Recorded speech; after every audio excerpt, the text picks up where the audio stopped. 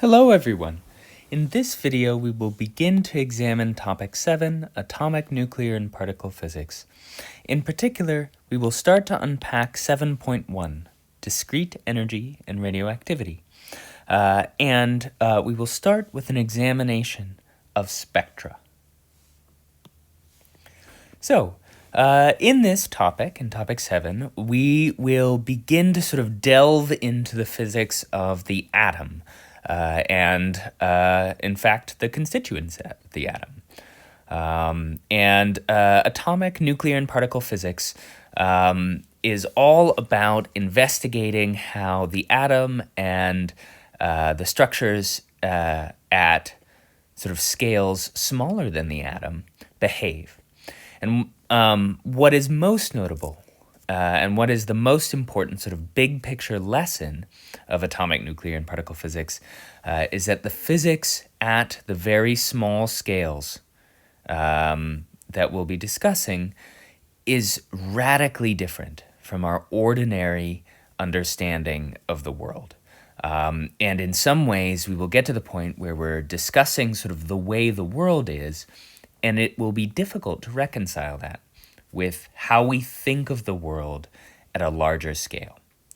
But our road into discussing this will start with sort of the largest scale, that is the atom here, and take us through the discovery of all of the fundamental physics that we know about at scales smaller than the atom. So we'll start with the observations and experimentation that lead us to believe, as it turns out, lots of non-intuitive things about very, very small scale physics. And to begin with, we need sort of a foundation and sort of a way in. To begin with, we're going to unpack the model of the atom that we know as the quantum model of the atom or the Bohr model of the atom.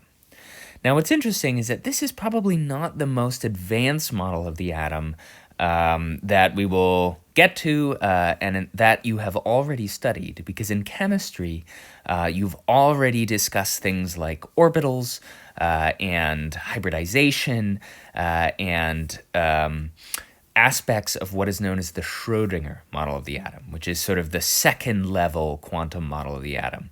And what we're going to start with is actually an understanding of the atom that you would have been introduced to usually early in chemistry, which is the quantum model of the atom, in which electrons are viewed as living in or being located in shells, or what is known as energy levels, usually drawn as these circles around the nucleus of the atom.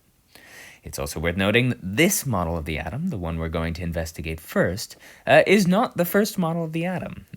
So we will discuss these in more detail later when we hit nuclear physics, but the model of the atom has undergone many, many changes over its lifetime, from Democritus, who first coined the term atom or indivisible component, all the way through the plum pudding model and sort of the orbital or planetary model of the atom, as sort of sketched right here.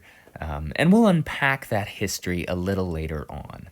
But first, we're going to dive in to the quantum model of the atom and discuss our primary piece of evidence for this kind of model of the atom, where the electrons are in these what are known as quantized energy states, so they're fixed at these different levels, as compared to a planetary model of the atom, in which electrons sort of orbit, a la Jimmy Neutron, something like that, the atom in fixed orbits.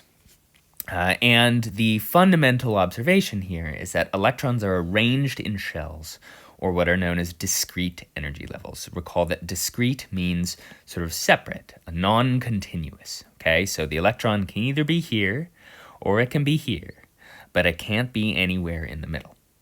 And not only that, but electrons can only exist in particular defined states. So the electron, again, can be here or here, but it can't be in between, and it can't be here, and it can't be anywhere else either.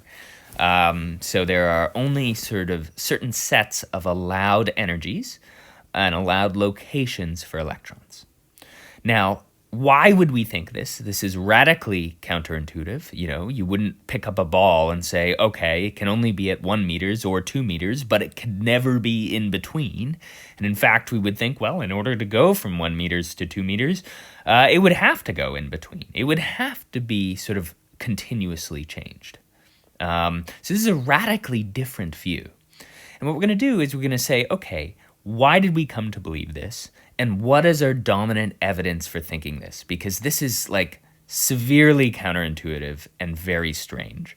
And when it's first introduced in chemistry, too, it's not particularly well explained, I would say. Usually it's just, here are the electron energy levels, something like that. So we're going to go through the evidence for this model of the atom, which was the first quantum model, and it's the first one that led to sort of a radical rethinking of physics at the small scale. And our primary piece of evidence, or perhaps a better way to say this is the initial piece of evidence, came from the explanation of what are known as atomic spectra. And in the next video, we will begin to unpack what those are, how those work, and how those provide for the quantum model of the atom.